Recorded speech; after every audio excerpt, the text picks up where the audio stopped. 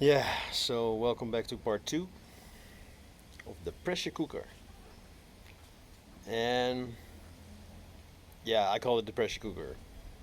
It's not really about the pressure cooker, it's really about uh, why we find it so hard to set clear boundaries. Because that's how the pressure, builds up, starts cooking, and then bang!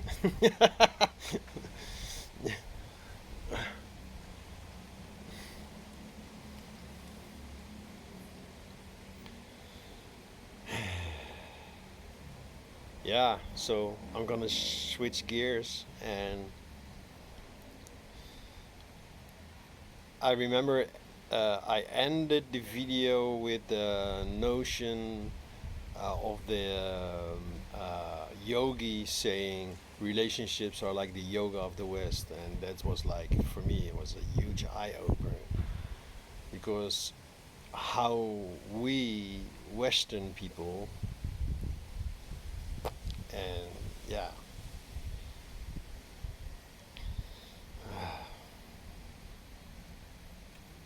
it's not only us, but being in Indonesia in the East, which is maybe West if you're an American.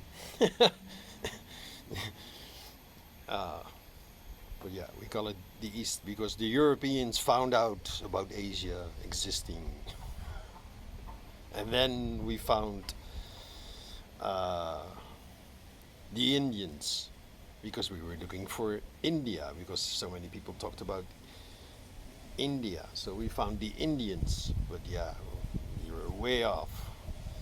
We found America, and then we founded America, and then you start yourself call yourself Americans, and you totally forgot about your heritage being European mostly.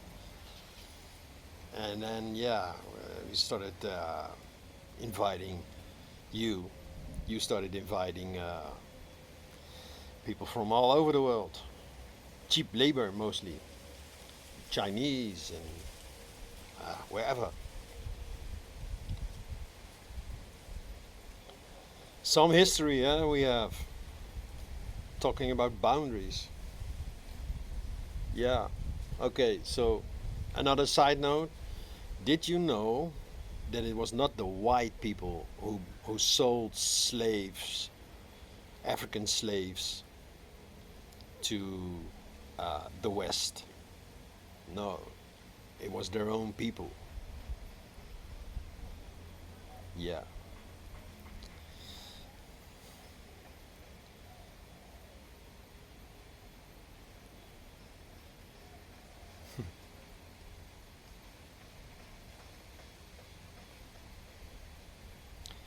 So I was very young when my dad died, age 3.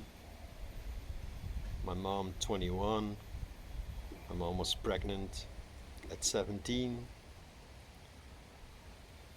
Uh, in January, she turned 18, got married, and in February I was born. Hello! And then 3 years later, my dad died, and holy crap, that must have been so tough. But yeah, I will tell the story from my perspective, my experience. So, what I did, I became the father of the house, the man of the house, energetically, and maybe even on a karmic level. So, I learned at a very young age to hold space, to take care of everybody, to be the strong man, uh, and how to dominate. Because everything always had to go my way. I probably never learned what it's like to be the firstborn because I never was the firstborn. I I'd been playing the role of being the caretaker, the man, the provider. Even when my stepdad entered the scene at around 4, I know from all sorts of therapy and coaching and all these things, healing, reading, self-discovery. Yeah, I did not accept him,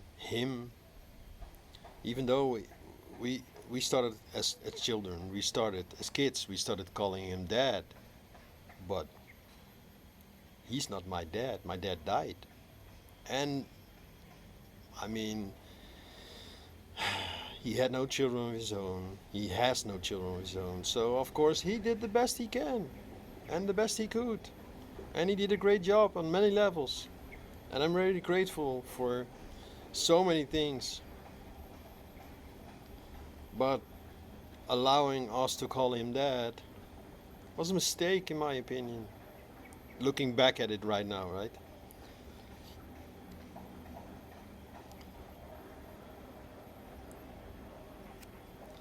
So it took me a long time to acknowledge that I actually missed my father. I never got to say goodbye to my father.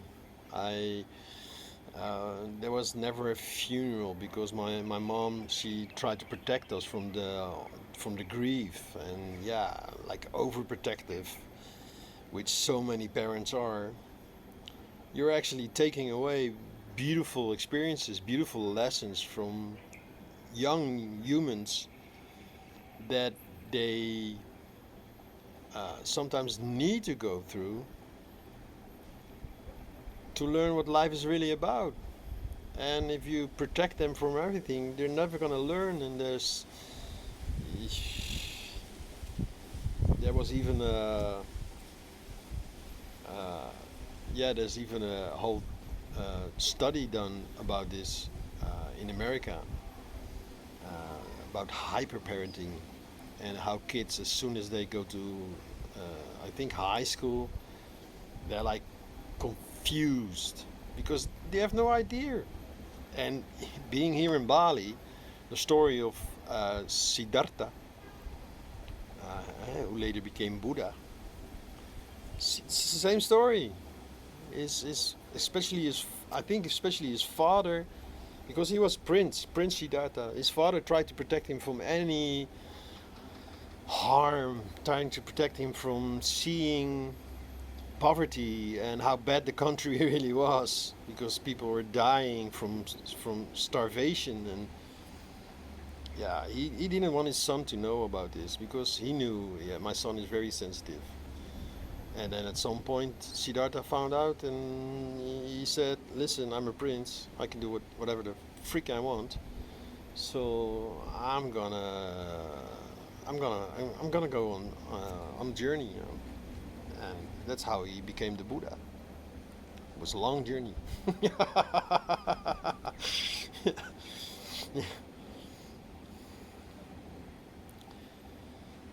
So, being the caretaker,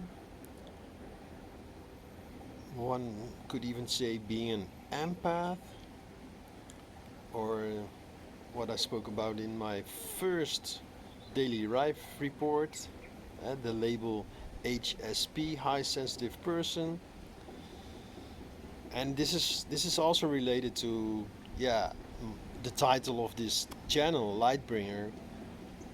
It's just a title. It's just a pointer to how I experience life beyond all humanness, beyond soul, beyond consciousness, like having been this entire universe. Can you imagine that? That you went through all stages, like all 7 densities, and then graduated and popped out of this universe into the next. And that's just a story, right? This universe, as I remember it, this universe is about time, and the next universe is about place. So here you experience time, and the further along we go in through the density stages, we get to experience time being fluid. You get to experience all time at once, uh, by location, being at two locations at the same time or multiple locations at the same time. And this is all slowly, gradually moving towards that one at one point you will just be all of it. There's no longer time, and then a density, which is the first density of the next octave, and that's just about place. So you are everywhere all the time. Yeah, it's I don't know. It's not related to any of this, but just had to add this in.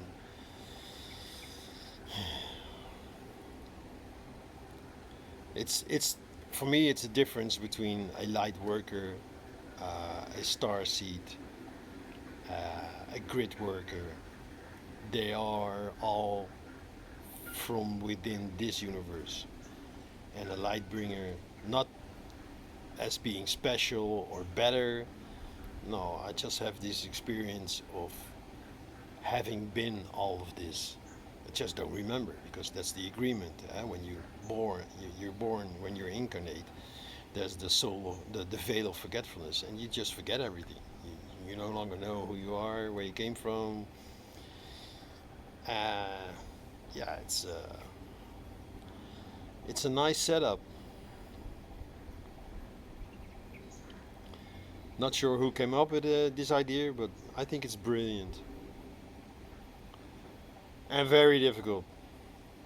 And now we slowly start to remember. And now that we slowly remember, we start to see like, okay, so my soul blueprint is always shining through. All the work, all the shadow work you can do, which I started in part one about relationships and boundaries. Um, when you have like soul contracts included in your soul blueprint, it's pretty freaking hard, not impossible, but it's pretty freaking hard to break these contracts. The best you can do is to resolve these contracts, to live them through. Um, so you're done. And then you can graduate and be done with it. And that's why relationships are so beautiful, because you agree before incarnation. Hey, listen, I've known your soul uh, for a long time, and you have known mine soul for a long time. At some point I will explain my vision on the soul, but so there's a consciousness and another consciousness, and this consciousness knows uh, this consciousness to have incarnated as a certain soul for a long time, for example, and this consciousness knows this consciousness as incarnated as that soul for a long time. Complicated? Yes. Once you get it, it becomes very clear. But let's just say this soul knows about this soul, and before incarnation they agree we're gonna meet in 2020 in COVID time. We're gonna meet each other in a community which is not where we want to be, but it's a great place to get started. Then you become lovers, and then she will say, "Listen, uh, I need to figure out something around sex and sexuality," and the other says, "Yeah, listen, I need to figure out something around sensuality." And yeah, that was like a mismatch. So That was the end of the sexual relationship or the sexual part of the relationship. And then, intimacy started like crumbling, like becoming really difficult. Slowly, yeah. I mean, it took like 2 years. And then at some point, the pressure cooker exploded again. And yeah, it's what they call a breakup. I don't get this. Uh, I don't understand why humans still live by the idea that after a breakup you're no longer in love with each other, you no longer love each other. Sometimes people even hate each other afterwards. And I don't understand this. I really don't understand. I know it's what they do. I don't know, and it makes sense from their perspective. But to me, it makes no sense at all. How can you exclude someone who you've never really included? I mean, you might have been under the illusion that you included the other, but when you exclude yourself um, um, in favor of the other, then you're not all inclusive. And life is all inclusive. All right. I see my storage space is already. So that's why I normally don't record like this, but it's an experiment. Um, let's see where part 3 will take us. Ciao.